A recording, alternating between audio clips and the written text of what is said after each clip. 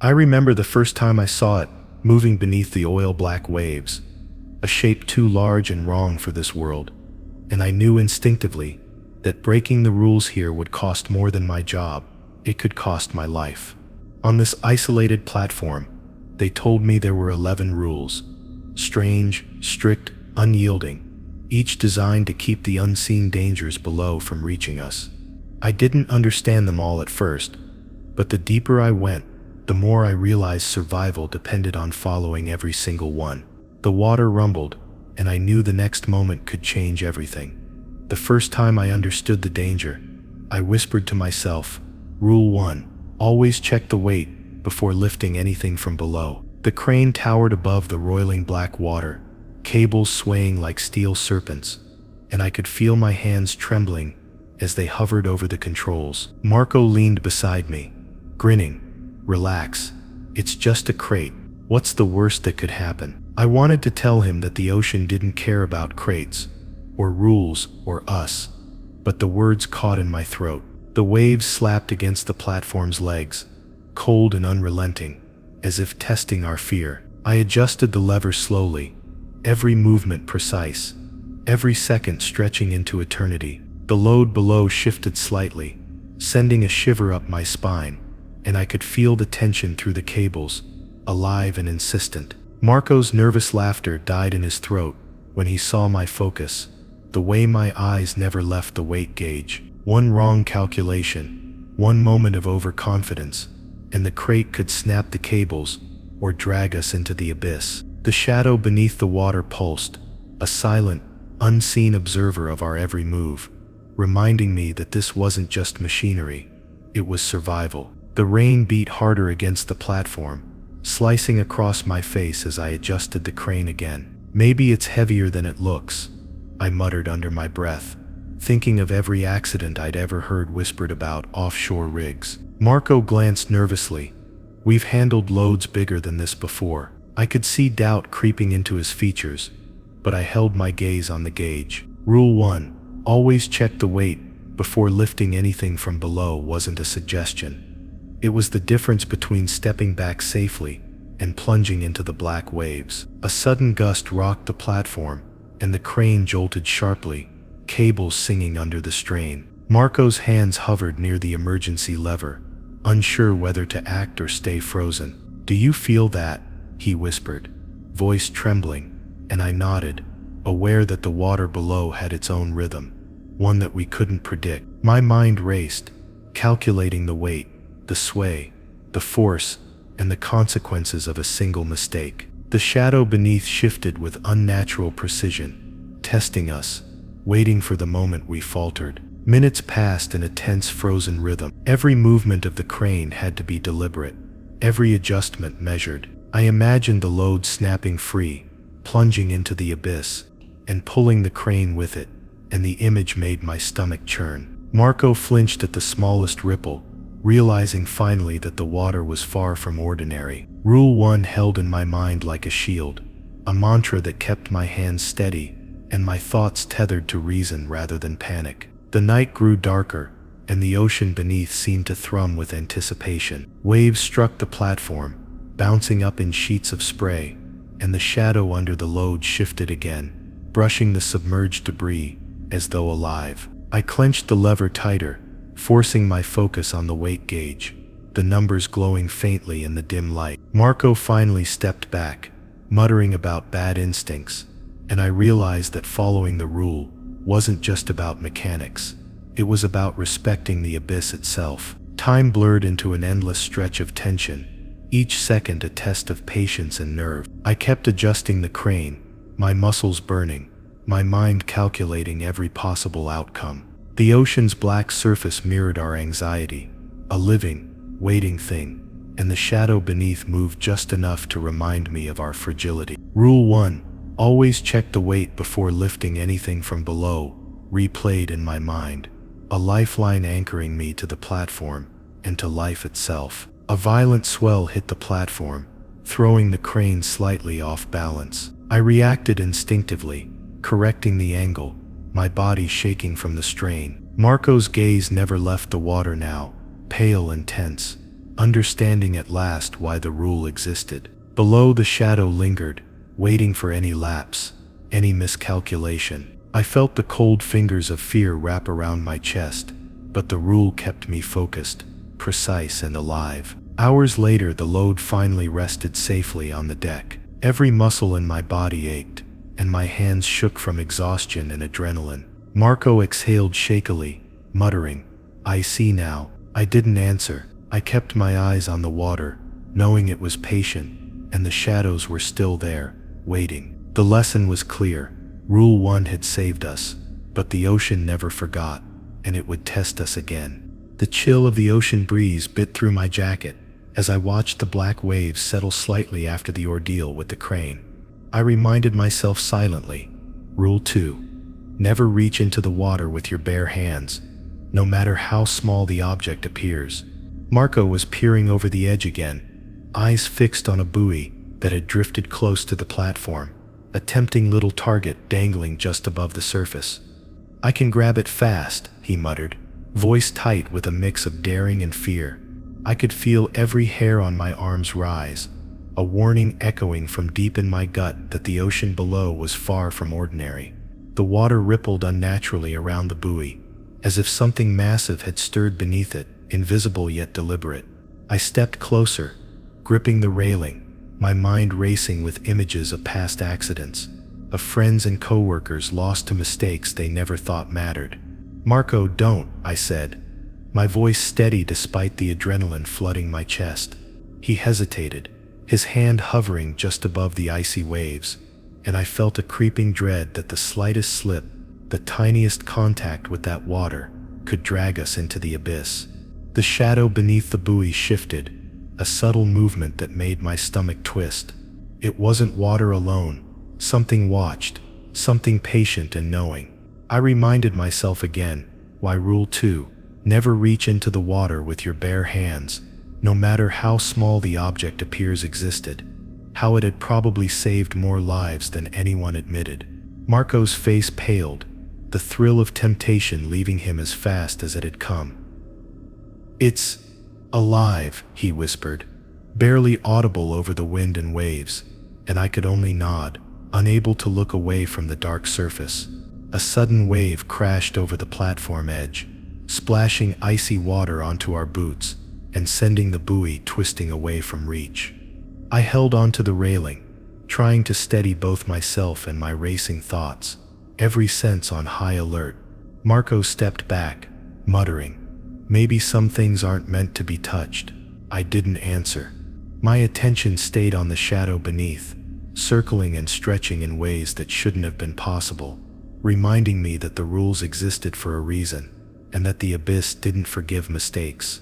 The night deepened, and the platform creaked and groaned under the weight of wind and water. Every shadow seemed larger than it should have been, every ripple a potential threat. I kept glancing at Marco, whose eyes were now glued to the buoy, but filled with hesitation, and I felt a heavy responsibility settle on me. The rules weren't suggestions, they were lifelines, threads connecting us to the fragile safety of the platform, while the ocean waited to claim anything careless. Minutes stretched into a tense eternity, each one a test of patience and nerve. I imagined the shadow rising, coiling around Marco's hand, if he dared to ignore the rule, and a shiver ran down my spine. I felt the weight of responsibility, knowing that the first misstep could escalate into disaster. The wind howled, carrying the sound of waves battering the platform, and I gripped the railing tighter, silently repeating the mantra that had kept us alive so far: obey the rules, trust them, respect the abyss. A low rumble ran through the platform, a subtle vibration beneath our feet that suggested something massive moving below. Marco's hand twitched, as if drawn by some unseen force, and I caught it just before it touched the water. "Stop," I said firmly, heart hammering. The buoy drifted closer, teasing, and I realized how fragile our control really was. The shadow beneath the surface moved with unnatural intelligence, testing our compliance, and I knew without speaking that the second rule wasn't about objects, it was about survival. The hours passed, each one slower than the last, with the ocean pressing against the platform like a living, hungry thing. I kept my eyes on the water, noting every subtle movement, every whisper of current that could signal danger. Marco stayed close now, quiet, finally understanding that the abyss didn't negotiate. The second rule had taught him what instinct couldn't, and I felt a mix of relief and lingering fear that the ocean had more lessons in store. Suddenly, the buoy twisted violently, splashing water across the deck and sending a shiver through me. Something brushed against it beneath the surface, deliberate and precise, and I felt the pulse of unseen eyes upon us. Marco recoiled, stepping back, and I realized how close we had come to breaking the rule without even knowing it. The shadow lingered, waiting, and I understood that this was only the beginning of the ocean's tests. Every wave, every ripple, every reflection in the black water, a challenge we could not ignore. By the early morning hours, the water calmed slightly, though the shadow remained beneath, patient and vigilant. Marco had stopped looking at the buoy entirely, now staring blankly at the waves, the weight of the rule etched into his expression. I felt the same tension knotting my stomach, knowing that the abyss would continue to test our limits, that the rules existed not for convenience, but for life itself. The night hadn't ended, it had only reminded us that every touch, every misstep carried consequences far beyond the surface. The wind had died down slightly, but the platform still groaned under the rhythm of the waves, and I felt a creeping unease that no gauge could measure. I reminded myself, Rule 3, never ignore unusual sounds from the depths, even if the equipment shows nothing. At first, it was almost imperceptible, a low, almost melodic hum that seemed to vibrate through the steel legs of the platform. Marco froze beside me, eyes wide. "Did you hear that?" he whispered, and I nodded, gripping the railing tighter, knowing that beneath the waves, something was listening as closely as we were. The sound grew, subtle at first, then more insistent, like the water itself was speaking in a language we weren't meant to understand. The radar showed nothing beyond the usual debris and drifting shadows, but the vibrations under our boots told another story. I remembered the first two rules, how the weight and touch could betray you if ignored, and realized this new caution was just as vital. Marco glanced nervously at the dark expanse beneath us, his jaw tight, and muttered, "Maybe it's just the currents." I shook my head. Nothing here was ever just the currents. A deeper rumble rolled beneath the platform, faint at first, then unmistakable. The cables of the crane trembled, and I could see Marco flinch, realizing that the ocean had a voice of its own. The hum was joined by something sharper, a clicking, scraping sound, deliberate, precise, almost intelligent. I gritted my teeth, focusing on the rhythm, trying to match it to a pattern, to a warning. "We shouldn't be here if it's making noise," I said quietly, my voice carrying tension that Marco didn't argue with. The shadow beneath the waves seemed to move in time with the sound, circling the platform, testing our resolve. Hours passed as the platform shivered with each wave, each click, each untraceable vibration. I kept my eyes on the sonar, on the radar, on the water itself, yet the sound never appeared on any instrument. It was a living presence, alive in ways technology couldn't capture. Marco sat hunched, muttering under his breath, finally understanding that Rule 3, never ignore unusual sounds from the depths, even if the equipment shows nothing, wasn't paranoia. It was survival instinct given a name. Every echo that rolled beneath the platform seemed purposeful, as if the ocean was probing, waiting for a mistake. A sudden louder hum reverberated through the deck, sending a shiver down my spine. The shadows beneath the crane shifted with unnatural precision, almost synchronized with the vibrations. I realized that the abyss was no longer passive. It was testing, learning and waiting for a moment of weakness. Marco's eyes darted from the water to the radar, and back again, silent acknowledgement of the rule settling in. The moment we ignored it, even briefly, the depths would have an advantage, one we couldn't afford. The platform creaked and twisted under the weight of the waves, each sound amplified in the eerie quiet between gusts of wind. I strained to hear every detail, every subtle nuance in the underwater chorus, feeling the life, or unlife, below pulsing against the hull. Marco finally whispered, "It's like it knows we're listening," and I didn't answer, because I knew it did. Rule 3 wasn't about equipment or sensors. It was about reading the ocean itself, respecting the messages it sent, and surviving the consequences of ignoring them. Time slowed, each second drawn out by tension and fear. Every vibration beneath my boots, every subtle shift of water around the platform, became a note in a symphony of danger that we could neither fully interpret nor escape.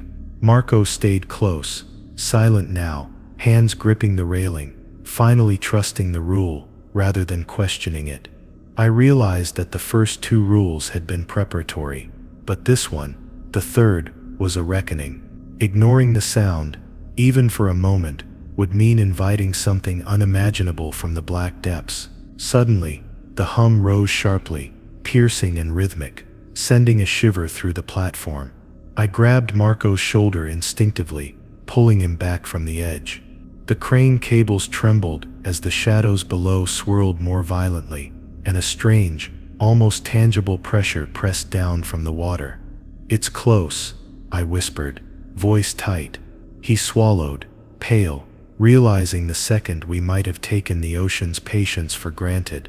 I held my breath, heart hammering, knowing that never ignoring unusual sounds was the thin line between life and being dragged into the abyss.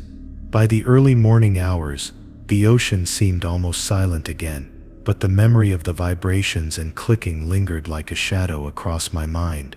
Marco stared blankly at the water, finally understanding that the abyss had rules of its own, and they didn't bend for curiosity or arrogance. I could feel the first 3 rules binding us to the fragile safety of the platform, threads of survival we couldn't afford to snap.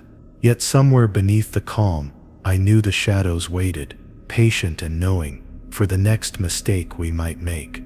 Even as the first light of dawn crept over the horizon, I couldn't shake the tension that clung to the platform like mist. I reminded myself, Rule 4, never leave the platform alone at night, no matter how safe it feels, and felt the weight of it pressing into my chest.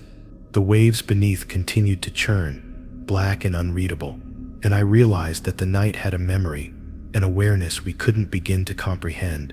Marco was quiet now, too shaken by the vibrations and hums of the previous hours to make a sound. I kept my eyes on the water, half expecting the shadows to emerge and remind us why isolation could be deadly. Hours of darkness had changed the platform. The faint groans of metal that normally went unnoticed became warnings. I could feel every movement, every creak amplified in the hollow corridors and open deck spaces. Marco tried to step away to check the crane controls on his own, but I grabbed his arm firmly, shaking my head. The rule was clear. Never leave the platform alone at night.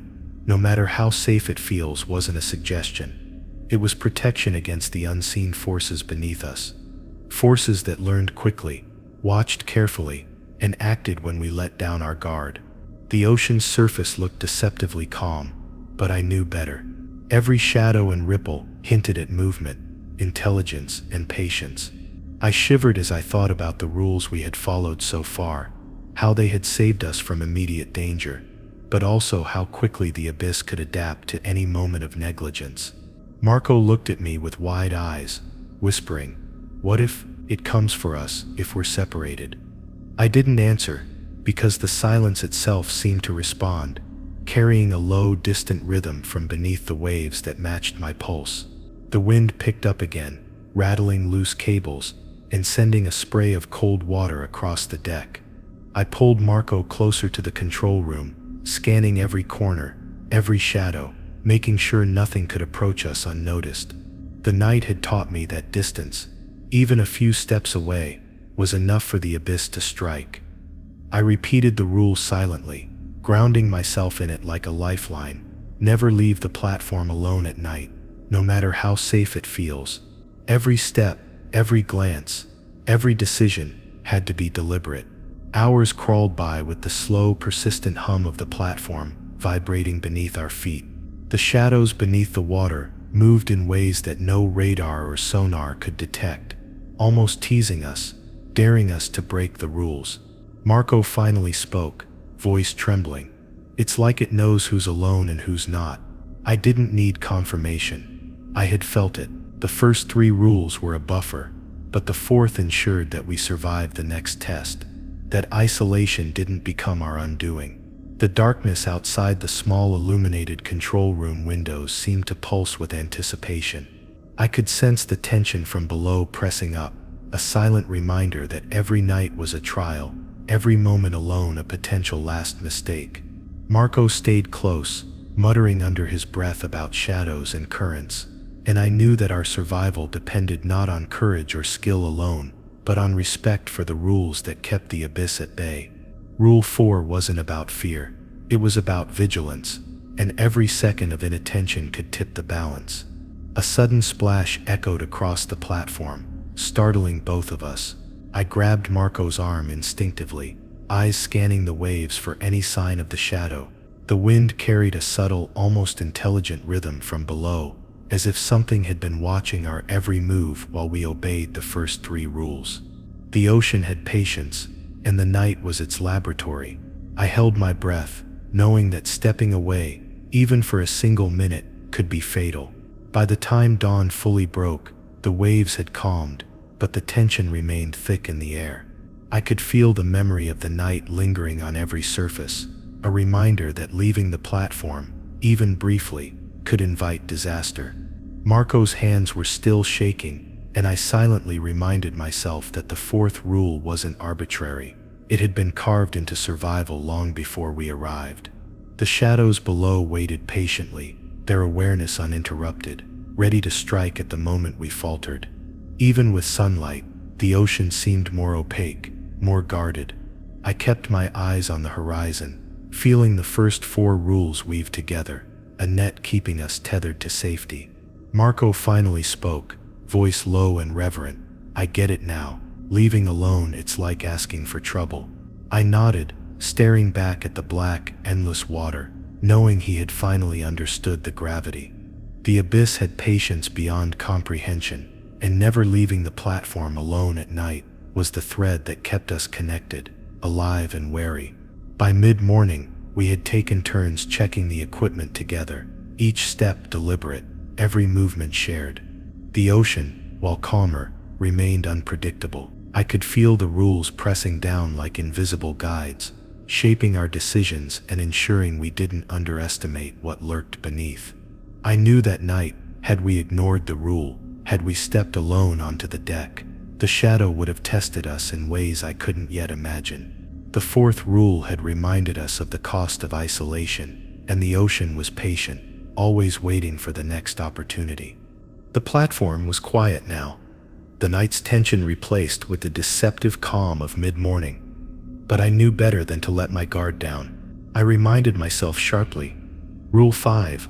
Always secure all equipment before approaching the edge, no matter how minor it seems. The wind tugged at loose cables, the crane swayed gently, and even the smallest misstep could turn the ocean from a silent observer into a ravenous predator. Marco had begun checking the deck, without fastening a few loose tools, a small oversight that made my stomach knot. "Wait," I barked, grabbing his shoulder. "We can't risk it." The shadow beneath the water shifted subtly, like a predator watching a careless prey, and I could feel my pulse quicken. Every cable that wasn't secured, every crate left half-balanced, became a potential trigger for disaster. I glanced at the crane again, the massive load still resting precariously, and shivered at the thought of a sudden pull. "It's just minor," Marco protested, fumbling with a wrench, but I shook my head. The abyss didn't care how minor a mistake seemed. A tiny oversight here could lead to chaos and death. The waves struck the platform with increasing force, cold spray splashing against our boots. As the shadow beneath moved deliberately closer to the surface, I tightened my grip on the railing, scanning the water for any hint of movement, knowing that the ocean had a memory, and a cunning far beyond our understanding. Marco finally realized the seriousness in my eyes and paused, his hands hovering over the unsecured equipment. I reminded myself silently, Rule 5, always secure all equipment before approaching the edge, no matter how minor it seems, and felt the invisible thread of safety tighten around my chest. The platform groaned under the waves, metal creaking, echoing the rhythm of the unseen currents below. Every vibration traveled through the steel legs, a subtle warning that the ocean was testing our resolve. I moved systematically, checking each cable, each tool, fastening bolts, ensuring nothing could fall or slide unexpectedly. Marco followed cautiously, no longer speaking, eyes darting between me and the dark water. The shadow beneath the surface lingered, circling, testing, a patient predator waiting for a lapse in attention. Hours passed as I meticulously secured everything, the repetition both exhausting and necessary. The wind picked up, flinging cold spray across the deck, and I imagined a single loose tool dropping into the abyss, setting off a chain reaction that could drag us all with it. Marco finally spoke, voice low and respectful. "I see now, even the small things matter." I nodded, knowing he had learned the lesson the hard way. Rule 5 wasn't just about tools or cranes. It was about understanding that the ocean didn't forgive carelessness, that every detail mattered when survival was on the line. Suddenly, a wave slammed against the platform, rocking the crane slightly, and I felt the tension spike in my chest. The shadow beneath the water shifted in response, deliberate and controlled, as if it had been waiting for this very moment. I grabbed Marco's arm instinctively, pulling him back from the edge, silently thankful that every piece of equipment had been secured beforehand. The thought of what could have happened if we had ignored the rule made my stomach churn, and I realized that obedience here was the only defense against the abyss's patience and intelligence. The morning wore on, and the waves became deceptively calm, almost mocking our vigilance. Every creak of steel, every subtle movement of water beneath, reminded me of why the rule existed. I continued checking, double-checking, ensuring nothing could slip or fall unexpectedly. Marco stayed close, silent now, fully aware that always securing equipment before approaching the edge was not optional, not negotiable. The shadow beneath us lingered, patient, almost mocking, but for now, we were safe because we had respected the rule. By early afternoon, the deck was fully secured, every cable taut, every tool locked down. The shadow beneath the waves remained, circling, observing, but without an opportunity to strike. I took a deep breath, feeling the slight relief of having survived another test, but the ocean's patience was endless. Marco finally exhaled shakily, muttering, "I understand why it's called a rule now." I didn't respond, staring back at the black waves, knowing that the abyss had more lessons in store, and every new rule would push us further into its grasp. Even in the calm, the water seemed alive, moving with a subtle intelligence, waiting for our next error. I knew that Rule 5 had saved us from a single careless mistake, but the shadow beneath was patient, and the ocean's memory was long. I watched Marco, silently vowing that we would not forget this lesson. Each rule we followed was a lifeline, every misstep a step closer to the abyss. And as I adjusted one last cable, I felt the subtle shift beneath the platform, a whisper of warning that Rule 6 would demand even more from us. The platform had grown eerily still, after securing all the equipment, but I couldn't shake the unease that lingered in the corners of my vision. I reminded myself silently, Rule 6. Never ignore the shadows beneath, even if the water seems calm. The black waves reflected the faint morning light, motionless on the surface, yet I could feel something lurking below, patient, waiting, testing our attention. Marco stood beside me, tense, scanning the water, finally understanding that the shadows weren't just tricks of the light. They were alive, aware, and judging our every move. Even though the wind had dropped, the waves whispered as they lapped against the platform legs, hinting at the presence below. I couldn't ignore the subtle distortions in the water, the way darkness pooled unnaturally near the crane's edge. Rule 6. Never ignore the shadows beneath, even if the water seems calm, pulsed in my mind. a lifeline against the ocean's patience and hidden threats. Marco's voice broke the silence, low and trembling. "It's like it's watching us learning." I nodded without turning, heart hammering, every nerve screaming that the calm surface was only an invitation to complacency. I leaned over the railing slightly, eyes straining to make sense of the dark water, searching for any hint of motion, any clue that would reveal what lay beneath. The first few rules had kept us alive, but the shadows were a test of awareness, of respect, and of fear. A faint ripple stretched across the surface, slow and deliberate, as though marking a pattern we weren't meant to see. Marco instinctively stepped back, the color draining from his face. The abyss didn't forgive ignorance, and I could feel the pulse of its attention directed entirely at us. Time passed agonizingly slowly, each minute stretching as the shadow beneath lingered, coiling like a predator around invisible prey. I tried to focus on the crane, the secured equipment, and the waves, but the movement below demanded my full attention. The darkness seemed alive, shifting with a silent rhythm, and I could feel my pulse synchronize with it. "Marco, don't look away," I whispered, gripping his shoulder. The sixth rule wasn't about observation alone. It was about understanding that the shadows themselves were a warning we couldn't afford to miss. A sudden ripple erupted near the edge of the platform, small but purposeful, and I could see Marco flinch, realizing the truth of my warning.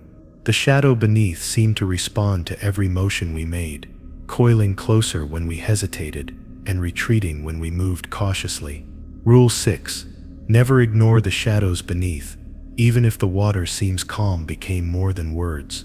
It became instinct, a barrier against the unseen intelligence testing our resolve.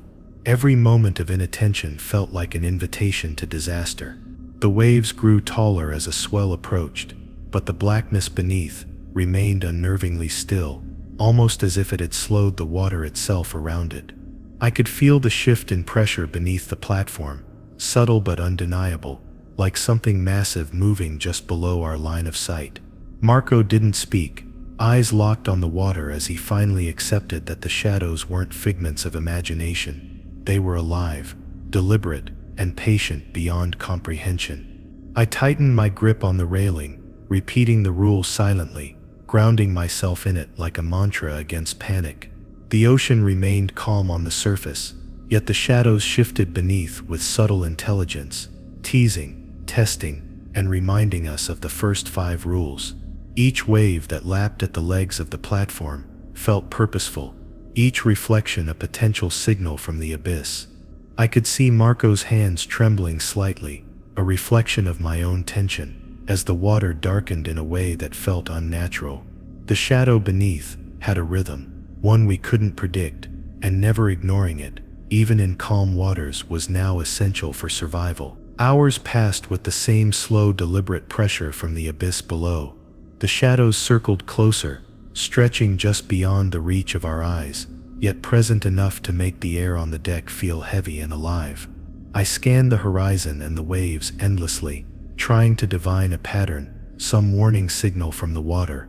Marco didn't speak, standing rigid beside me, finally trusting the 6th rule without question. It wasn't enough to follow instinct anymore. The shadows demanded respect, observation, and obedience. By late morning, the first hints of wind returned, carrying with them spray and cold mist, but the shadows beneath remained, moving with an intelligence we couldn't fully comprehend. I felt every nerve in my body tense, every hair stand on end, knowing that the ocean's patience was endless. Marco finally whispered, "It feels like it's waiting for us to slip," and I nodded silently. The 6th rule had taught us vigilance and fear, a tether to reality, in a world that could snatch us into the abyss without a single warning. Even as the sun climbed higher, the shadows lingered beneath the platform, black and patient, testing our understanding of the abyss. I knew that Rule 6 wasn't just precaution, it was a shield, a lifeline, and any lapse in attention could be fatal. Marco's eyes stayed fixed on the dark water, and I realized that the rules weren't just instructions, they were survival, and each new one would demand more from us than the last. The abyss waited patiently, and I knew it would continue testing every fiber of our attention. Even after hours of observing the shadows, the waves seemed deceptively calm, lulling Marco into a false sense of security. I reminded myself, Rule 7. Never attempt to recover lost tools from the water without full backup and safety measures. Earlier, a wrench had slipped from the deck, clinking into the black abyss, and Marco's first instinct had been to reach for it. I grabbed his arm firmly, the chill of the morning cutting through my jacket, and whispered, "Don't even think about it." We follow the rule. The ocean below waited, patient and calculating, as if aware of every impulse we tried to resist. The waves licked the platform's legs, carrying with them subtle ripples that seemed to hint at movement beneath the surface. The wrench had disappeared into blackness, and I could almost feel the abyss testing us, weighing our patience against our desire to recover what was lost. Marco's gaze never left the water, conflicted between necessity and fear. "It's just a wrench," he murmured, almost to himself, but I knew better. The ocean didn't care about what was valuable or trivial, only that we respected the rules, and the seventh rule existed for survival, not convenience. The shadow beneath shifted in response to our hesitation, moving in a slow, deliberate pattern that was almost intelligent. I gritted my teeth, forcing my focus on the deck, the crane, and the secured tools. Every second Marco's eyes lingered on the lost wrench increased my tension. I repeated the rule silently, feeling it tighten around my mind like a lifeline. Never attempt to recover lost tools from the water without full backup and safety measures. The shadow below didn't need to rush. It had the patience of centuries waiting for us to make the slightest mistake. Hours dragged by with the ocean pressing against the platform, each wave a whisper of warning. Marco's hands twitched, reaching subconsciously for the edge, and I caught him before he even touched the railing. I felt the ocean's presence, unseen but undeniable, and realized that the abyss didn't forgive even the smallest lapse in judgment.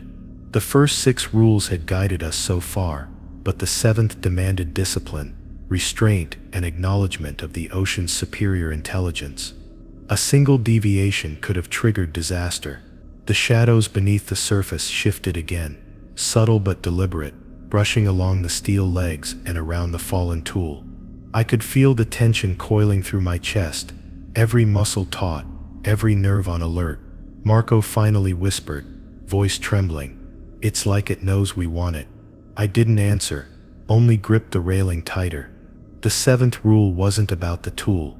It was about understanding that the abyss watched, waited, and tested patience before striking. Ignoring it could mean being pulled into the same black void where the wrench had vanished. A sudden swell rocked the platform, and water splashed across the deck. I caught Marco's shoulder instinctively, pulling him back from the edge as the shadow below surged slightly, moving with fluid precision. I could hear the faint clink of the wrench long after it had vanished, as though the ocean retained its memory. I reminded myself of the rule again, silently. Rule 7. Never attempt to recover lost tools from the water without full backup and safety measures, and felt the pressure of the abyss pressing closer, patient and knowing, ready to punish the reckless. Time slowed, the platform swaying gently under the rhythmic waves, each movement reminding us of the shadow's persistent presence. Marco stayed close, finally understanding the depth of the rule, eyes never leaving the water. The lost wrench was irrelevant now. The lesson was absolute. Any attempt to recover it without proper precautions could have cost us everything. The abyss below was patient, intelligent, and ready to exploit any weakness, and Rule 7 had made that abundantly clear. By late afternoon, the deck was calm again, though the shadow lingered, coiling beneath the water like a predator waiting for the next mistake. I could feel the tension in every steel girder, every cable, every breath. Marco muttered softly, "I won't ever reach for anything without backup again," and I nodded, knowing he had finally absorbed the lesson. The ocean was a patient teacher, but its tests were unforgiving. The 7th rule had kept us alive, but the abyss had more trials, more patience, and more shadows waiting for the next lapse in judgment. Even as the sun began to set, painting the waves with a faint golden glow, the shadow remained, a dark reminder that the rules existed for life and not convenience. Every movement on the platform, every glance toward the water was a negotiation with something far older and wiser than we were. I realized the seventh rule was no longer just a guideline. It was a boundary between the surface we knew and the darkness beneath that could consume us. And as night approached, I felt the ocean's awareness, preparing for the challenges that Rule 8 would demand. The evening air was thick with the smell of salt and oil, and the waves seemed almost to whisper warnings as the sun dipped lower behind the horizon. I reminded myself firmly, Rule 8, always double-check the lifelines and harnesses before stepping near the crane or platform edge. Marco adjusted his harness nervously, eyes darting toward the water, and I could feel the tension from the shadows beneath, pressing up, testing our focus. One slip, one moment of negligence, and the abyss could claim us before we even knew we were in danger. I moved slowly toward the crane controls, fingers running over the harness straps, inspecting every clip and line as though my life depended on it, because it did. The shadow beneath the waves swirled with patient intelligence, and I could sense that any misstep would be noticed instantly. Marco followed my lead, checking each knot, each connection. I could hear him muttering to himself, almost in disbelief at how fragile the line between safety and catastrophe truly was.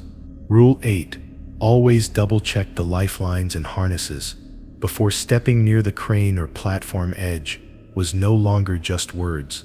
It was instinct, survival, and sanity. The ocean below was calm on the surface, but the blackness beneath pulsed with a hidden rhythm, a reminder that patience could be deadly.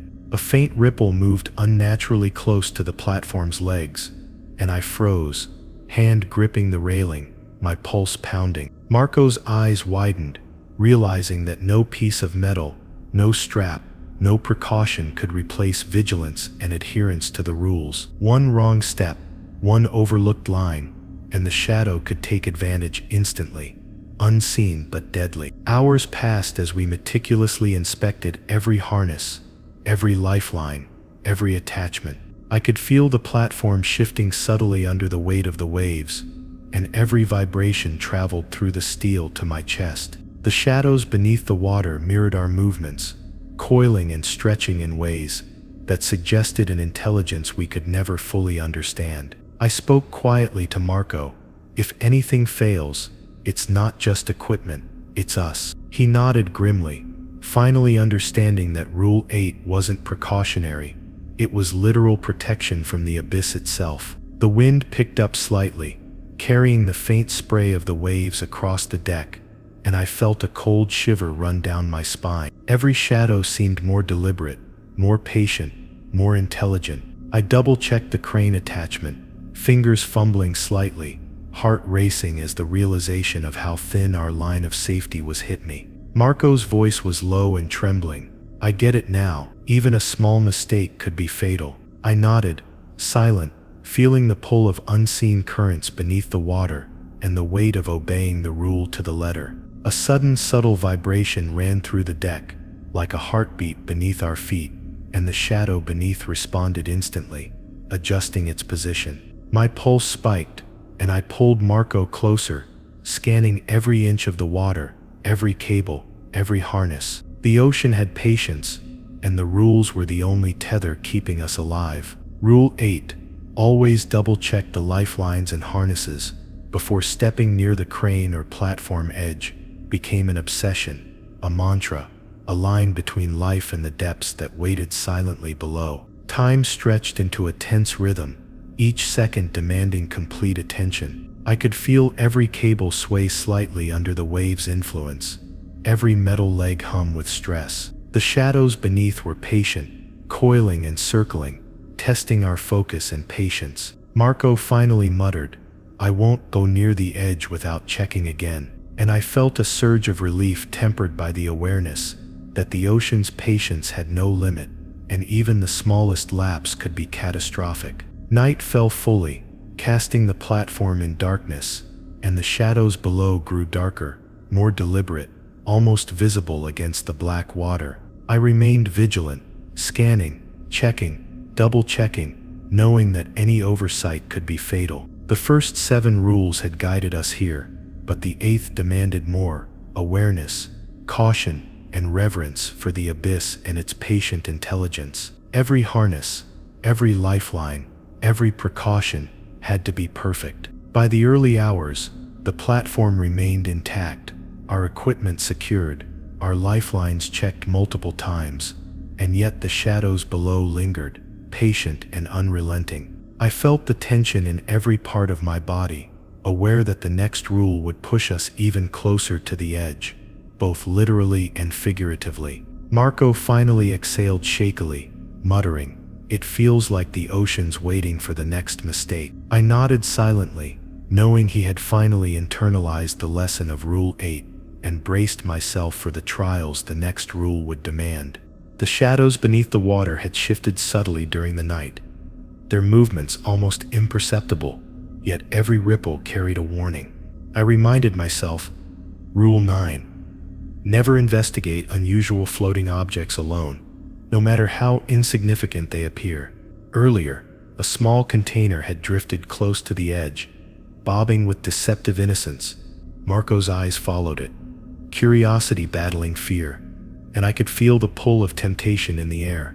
The ocean was patient, and it had a way of punishing even the slightest lapse in judgment. I stepped closer to the crane controls, keeping Marco beside me, watching the floating container. The water around it moved unnaturally, subtle shifts in currents that no equipment registered. The first rules had trained us to respect the ocean, but this one demanded vigilance, patience, and shared observation. Rule 9 wasn't a guideline, it was a lifeline. One misstep, one solo approach, and the abyss could snatch a person with horrifying precision, dragging them below without a sound. The container drifted nearer, teasing, almost inviting us to investigate. I felt the shadow beneath respond to every motion, coiling and circling with deliberate patience. Marco glanced at me nervously, muttering, "It doesn't seem dangerous," but I shook my head firmly. "It doesn't matter," I whispered, gripping the railing. Rule 9, never investigate unusual floating objects alone, no matter how insignificant they appear, pulsed through my mind as we moved together, tethered, vigilant, aware of the predator that lurked just below the surface. Hours passed as we studied the container cautiously, observing its every motion, noting the subtle changes in shadow beneath the waves. The ocean was alive in ways I couldn't explain, moving with patient intelligence, testing our attention and restraint. Marco finally exhaled shakily, voice low and trembling. I see why we can't go alone." I nodded silently, knowing the lesson was more than obvious. It was visceral. The floating object had become a test, and ignoring the rule, even momentarily, would have been fatal. The wind picked up slightly, carrying a fine mist across the deck, and the container drifted closer to the crane.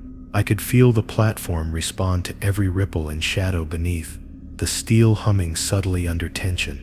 The abyss below was patient, but it moved with intent. I reminded myself silently, Rule 9, never investigate unusual floating objects alone, no matter how insignificant they appear, and watched Marco step cautiously back, finally internalizing the lesson. One misstep, one impulse, and the ocean would have taken the first opportunity to punish. A sudden swell lifted the container slightly, and the shadow beneath seemed to react instantly, coiling and stretching, as if testing our awareness. I grabbed Marco's shoulder instinctively, preventing him from leaning too far over the railing. The ocean had memory. It remembered every attempt to disobey, every lapse in judgment, every moment of curiosity that broke the rules. The first 8 rules had guided us this far, but Rule 9 demanded restraint, shared observation, and respect for the intelligence beneath the surface. Minutes dragged by as the waves pressed against the platform, each ripple a subtle reminder of what awaited anyone foolish enough to act alone. The container bobbed innocently, yet the shadow beneath twisted deliberately, testing our nerves. Marco's hands trembled slightly as he kept a firm grip on the railing, finally understanding the danger of isolation. I felt the weight of the rule pressing down, grounding my attention on the task of observing without touching, watching without interference. Even in the calm of late morning, the water remained restless, subtle shadows coiling beneath the surface like predators waiting for a careless move. I repeated the rule silently to myself, feeling its truth in every fiber of my body. Never investigate unusual floating objects alone, no matter how insignificant they appear. The floating container could have been harmless, but in this environment, nothing was ever truly safe. The abyss had patience, and it knew the mistakes we were capable of before we made them. By midday, the container had drifted away slightly, the shadows beneath still lingering, coiling and watching as if assessing our discipline. Marco finally exhaled shakily, whispering, "We survived it by sticking together." I nodded, knowing the 9th rule had saved us, but also aware that the ocean's patience was endless, and it had far more trials waiting for us. The abyss tested every instinct, every rule, and we were learning, slowly, painfully, that survival demanded obedience and respect above all. The afternoon sun glinted faintly off the waves, but beneath the surface, the shadows remained patient and unreadable. I reminded myself firmly, Rule 10, never signal or call out to anything in the water, no matter how desperate or curious you feel. Earlier, a strange ripple had beckoned Marco's attention, and for a fleeting second, he had wanted to wave, to see if it would respond. I grabbed his arm, tightening my grip, whispering, do not even think about it." The abyss was patient, but it had memory, and one wrong impulse could drag us into darkness without warning. The waves licked the legs of the platform in slow, deliberate rhythms, each ripple carrying a weight we couldn't measure. I could feel the blackness beneath shifting, subtle undulations that seemed almost sentient, and I knew that even the smallest signal could be interpreted as an invitation. Marco's eyes widened as he realized the gravity of the rule, and I murmured again, Rule 10. Never signal or call out to anything in the water, no matter how desperate or curious you feel, letting the words sink into the quiet tension between us. The abyss below was intelligent, patient, and utterly unforgiving.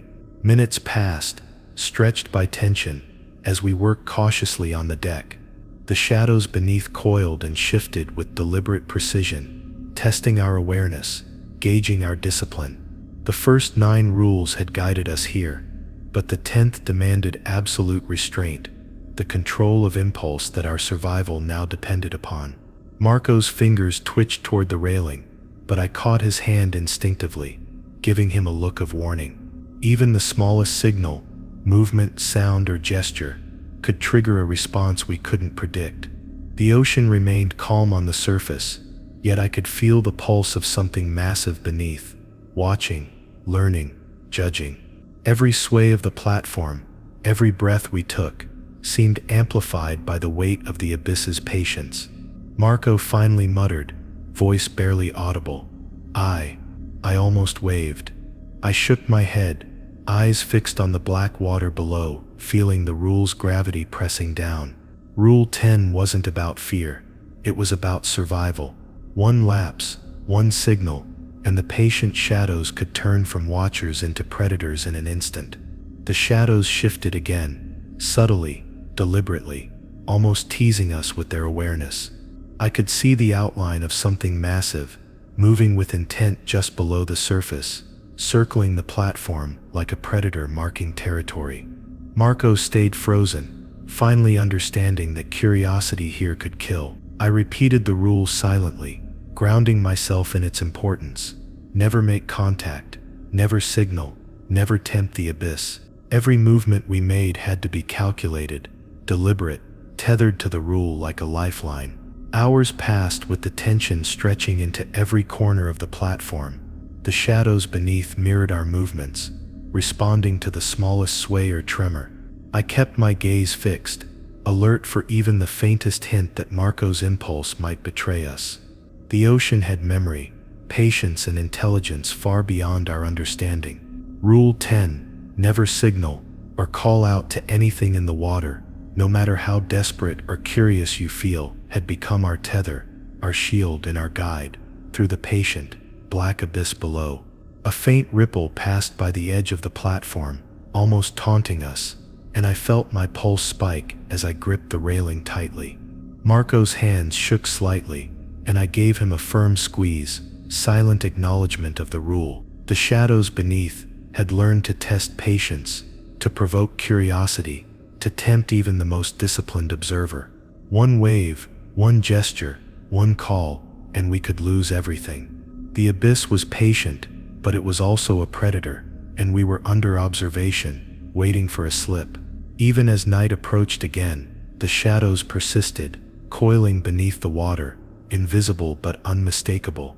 Every ripple, every subtle vibration carried a warning, a message that we couldn't afford to misinterpret. Marco finally whispered, "It's like they know every thought in my head," and I nodded silently. Rule 10 had taught us restraint in ways nothing else had. Survival depended on control, discipline, and absolute obedience, and the ocean's patient intelligence was testing every fiber of us. By the late evening, the platform was quiet, the waves soft against the legs, yet the shadows remained, coiling, observing, waiting. I knew that the 10th rule had saved us from temptation, from curiosity, and potentially from death itself. Every movement, every thought, had to be measured, because the abyss below remembered and waited. Marco stayed close, eyes fixed on the water, understanding fully that signaling or calling out was a risk no one could afford. And as darkness fell, I felt the weight of the final rule pressing down, knowing it would demand more than any before. Night had fallen fully, casting the platform into a cold silver-blue glow under the moonlight, and the water below seemed alive in a way that made every hair on my arms stand on end. I reminded myself, one last time, Rule 11: never look directly into the depths when the shadows move closer, no matter how compelling it seems. Marco stood rigid beside me, eyes flicking nervously toward the black water, his jaw tight. The shadows beneath the surface were no longer distant. They moved with deliberate intent, stretching and coiling as if aware of our gaze. I knew that one wrong glance could unthread the fragile safety we'd maintained through the first 10 rules. The wind whipped across the deck, carrying the faint smell of brine and oil, and the waves whispered around the platform legs like patient hunters circling prey. I tried to focus on the controls, the secured lifelines, the familiar steel beneath my hands, but the shadows drew my attention again, subtle yet impossible to ignore. The deeper I stared, the more the water seemed to pulse with awareness, the surface bending with a life of its own. Marco whispered shakily, "I don't want to look, but I can't help it," and I grabbed his arm, forcing him to look away, clinging to the rule like a lifeline. Hours of tension pressed against us as we worked cautiously, keeping our movements deliberate and our gazes tethered to safety rather than curiosity. The abyss beneath was patient, its presence tangible in the vibrations running through the steel platform. Every subtle shift, every undulation in the water reminded me that Rule 11, never look directly into the depths when the shadows move closer, no matter how compelling it seems, was more than precaution. It was the final barrier between life and the infinite darkness below. Marco's hands shook as he clutched the railing, understanding finally that a single glance could undo everything. A sudden swell rose from the dark water, small but purposeful, and I felt the platform shift slightly, almost as if it acknowledged our fear. The shadows beneath responded, coiling and stretching with deliberate intelligence, daring us to look, daring us to fail. I reminded myself to breathe, keeping my eyes on the deck, on the lifelines, on Marco, refusing to let curiosity betray me. The abyss had waited patiently for centuries, and it would continue to wait if we faltered for a single heartbeat. The night stretched endlessly, and the shadows moved closer with each passing hour, teasing, observing, and testing our restraint. Marco murmured under his breath, "I can see it," I can feel it moving. And I nodded silently, knowing he had finally internalized the terrifying truth. One glance into the depths could pull you into a cold, endless blackness where nothing survived, and the ocean remembered every misstep. The first 10 rules had brought us here, but the 11th demanded complete control, unwavering focus, and obedience beyond thought. I tightened my harness and double-checked the lifelines one last time, heart hammering, as the shadows coiled just beneath the surface, circling, patient, intelligent. The ocean seemed to breathe, slow and deliberate, and every ripple carried an awareness of our presence. I whispered the rules silently, grounding myself.